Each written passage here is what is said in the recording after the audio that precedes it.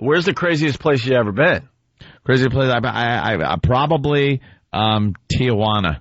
Tijuana, Mexico? Yeah. That is a whole nother donkey show? Filthier than any place. No, I was a little too young to see the donkey show, but I saw a lot of stuff just on the street. A lot of prostitution. Right there in the open? Poor little children. Yeah, little back alley action going on. I remember seeing a guy just full action. Not like, little foreplay action. Full action right next to a dumpster.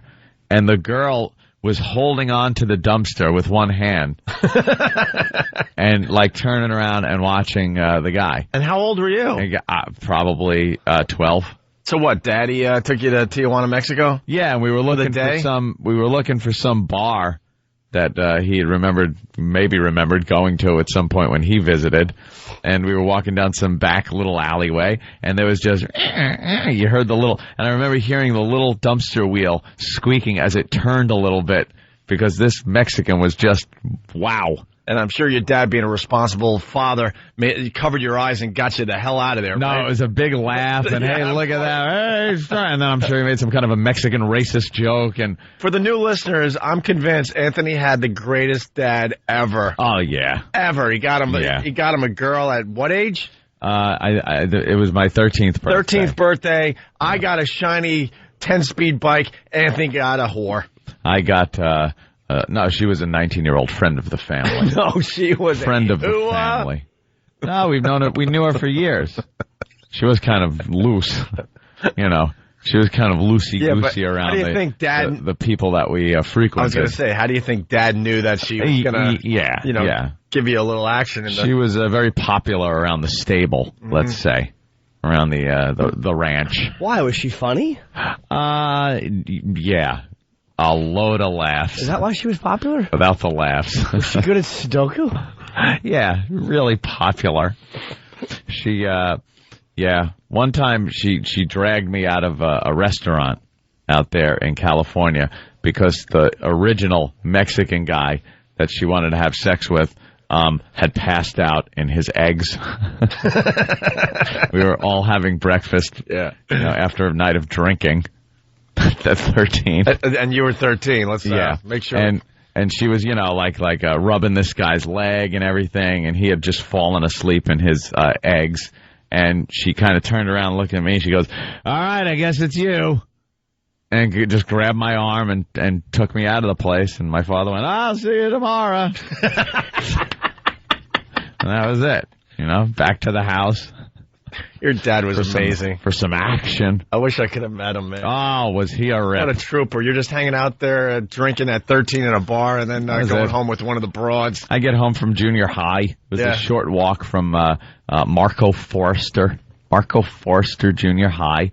And I'd walk down to the stables where we kept our horses, and there would be my father and Uncle Chato, Tio Chato, our Mexican friend, just swilling these huge 40s of Bud, just drinking.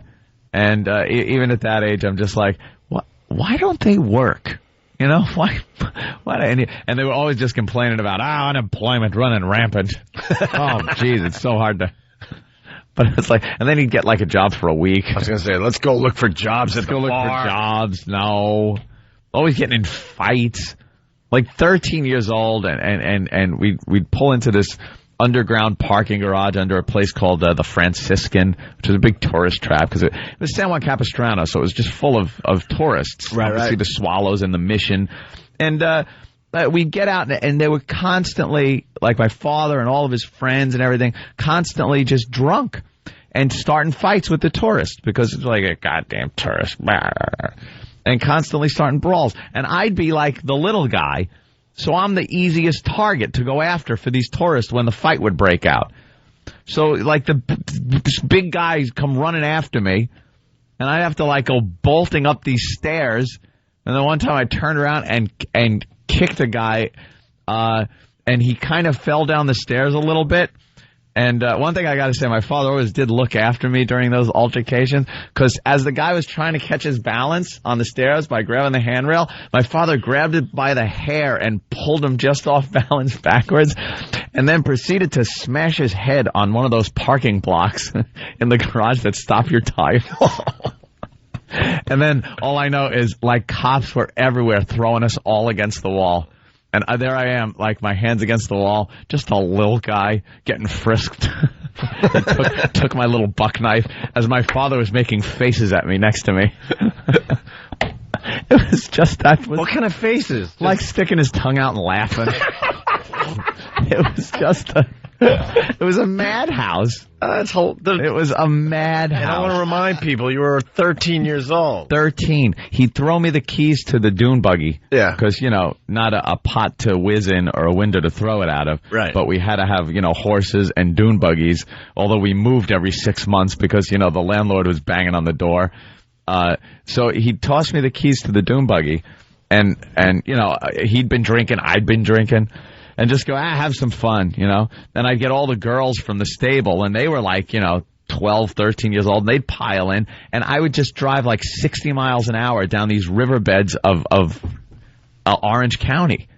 And plowing into bushes. I didn't know what I was doing. Could have killed like a whole carload of kids.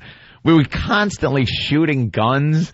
It was just the most dangerous situation for children to be placed in. Hence, ever. The greatest dad of all time. Yeah. The greatest dad of all time. It was an adventure. The biggest thing we did all year was our yearly trips out to the Mojave Desert, where we would just go out there and ride dune buggies and shoot big weaponry and shoot anything that moved. Until one thing that moved was, of course, I've told that story before, young Charlie Reyes. Yeah, poor Charlie. Charlie got shot on one of our outings by his father. His father was loading up a little pistol and shot him right in the shoulder. Looked like a heart shot. Just whole front of his shirt turned red. And, were we out in the middle of nowhere. Had to just load him in a pickup truck and drive him to... And there was a waterfall of blood coming out, right? Yeah, it looked like a water fountain. Never saw anyone get shot before or since. But I was looking right at him and heard the gun go off and was looking right at little Charlie. He was 9 at the time, by the way, 9. And when he got shot, he dropped his gun because everyone was armed. We were just armed to the hilt. He dropped his gun. You guys were like a drunk militia. Looked at his father and just went, "Oh," and fell to his knees, and it came squirting out in a perfect red tube. It looked like it was actually red blood in a tube. It was perfectly circular and in a perfect arc that just pumped out. So we were like, "Oh my God, Charlie's just shot right in the heart." That's it. He's gonna die any minute. So all the drunk parents and everybody just grabbed like anything they could and packed it on the wound and ice, and then threw him in the back of a pickup truck and had to drive him to Arizona, because we were closer to the Arizona border than any city in California. We were 50 miles in off of a highway. So we were in the middle of the mountains. They were called the Old Woman Mountains. It was an abandoned silver and turquoise mine. How cool is that? And that's where we used to camp and, drink tequila, shoot guns, and drive dune buggies. And that was the last time we ever went out there. That was kind of ended the Mojave Desert trips. But Charlie made it. He was fine. Last I heard, when I went out to California, when we went out, I visited Capistrano and asked about everybody, and he's fine. Richard's dead, but he's fine. Well, yeah, your gay friend's dead. We'll get into that another day. Poor Richard. All right. The boy that Anthony was seeing growing up. He was not. All right.